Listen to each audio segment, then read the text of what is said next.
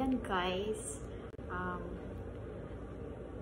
for today's video, susubukan natin itry yung toll-free international number ng video. So, magpapa-activate kasi ako ng aking account kasi hindi ko na ma-open. Kasi dapat nung last March 31, dapat naka-receive ako ng email na kailangan i-open mo siya, mag-open ka ng online, kaso hindi ko siya na-open sa video online banking. So ayun, kaya hindi ko na siya ma-open. So kailangan ko siyang ipa-activate. So kailangan kong tumawag dito dahil wala akong pang tawag free. Ito yung toll-free international number. Try natin. Okay, so dial mo yung IAC ng Taiwan, which is 00. Yan guys, and then add mo yung 800-822-55236. Ayan yung number ng video. Try ko.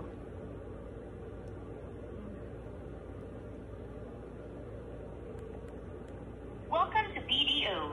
For lost or stolen cards, reports of fraud and unauthorized transactions, press 1. For credit card, press 2. For online banking, press 3. To avoid issues with receiving your one-time PIN, please ensure your registered mobile number is up to date. You can visit your branch's account to update your information. For enrollment instructions, press 1. For password reset instructions, press 2. For other online banking support needs, press 3. Please enter your BDO card number or 12-digit account number. Enter daw natin yung 12-digit.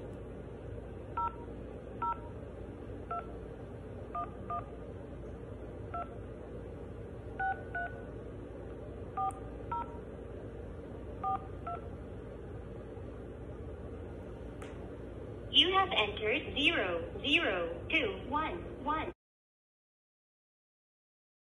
If this is correct, press 1. If incorrect, press 2. Please enter your date of birth following the numeric format, month, day, year. For example, if your date of birth is June 7, 1980, please enter 060780.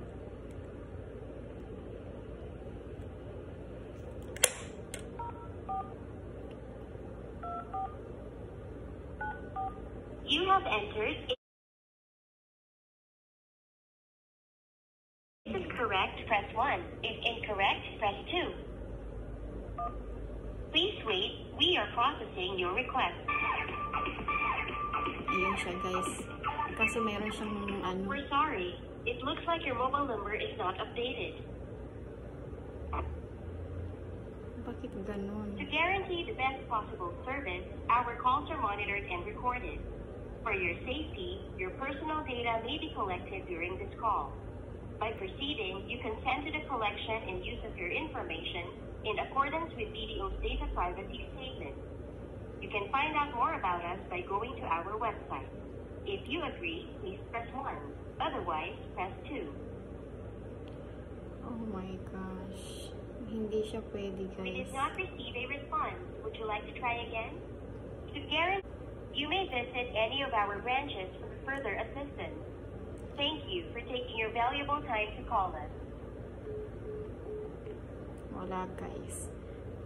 Meron namang sumagot kaso hindi rin naman inaccept yung ko. Sabi hindi daw updated yung number ko. Diba paano yung gamit ko doon na number pang number ng Pilipinas, yung roaming number ko. Hindi naman pwedeng gamitin yung roaming number kong pantawag.